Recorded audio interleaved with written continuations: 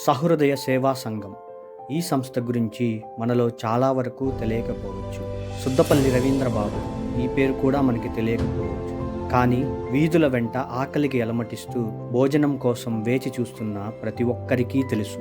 వ్యాధి బాధలకు గురై ఏ సాయం లేక రోడ్డున పడి బ్రతుకు మీద ఆశ కోల్పోయి రవీంద్రబాబు గారి ద్వారా ఆశ్రమంలో చేరి సేదతీరుతున్న ప్రతి ఒక్కరికి తెలుసు. అగ్ని ప్రమాద బాధితులకు ఉచిత వైద్య శిబిరాల ద్వారా వైద్యం అందుకున్న వారికి, ఉచిత విద్య, వస్త్రముల పంపిణీ వంటి సహాయం అందుకున్న వారికి, ఇలా ఒక్కటేమిటి పుస్తకాలు, మొక్కల పంపిణీ, నిత్యావసర వస్తువుల సహాయం, అనాథ శవాలకు అంతిమ సంస్కారాలు, ప్రైమరీ స్కూల్స్లో విద్యార్థులకు పరిశుభ్రత కార్యక్రమాలు, ఫ్రీ ఐ ఆపరేషన్స్, ఇలా ఎన్నో రకాలుగా సేవలు పొందిన ఎన్నో వేల మందికి తెలుసు సుద్దపల్లి రవీంద్రబాబు గారి ఆధ్వర్యంలోని సహృదయ సేవా సంఘం గురించి.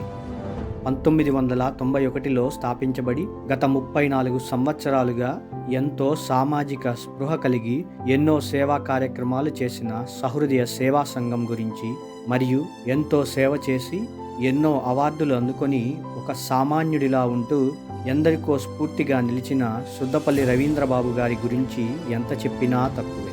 ఇలా ఎంతో మందికి ఆదర్శంగా నిలిచి ఎందరినో సేవా మార్గంలోకి ప్రత్యక్షంగా పరోక్షంగా నడిపించిన మా సేవా కార్యక్రమాలు మరియు భవిష్యత్తులో జరగబోయే మరెన్నో కార్యక్రమాలు ఈ సహృదయ సేవా సంఘం అనే యూట్యూబ్ ఛానల్లో అప్లోడ్ చేస్తున్నందుకు ఆనందిస్తున్నాను.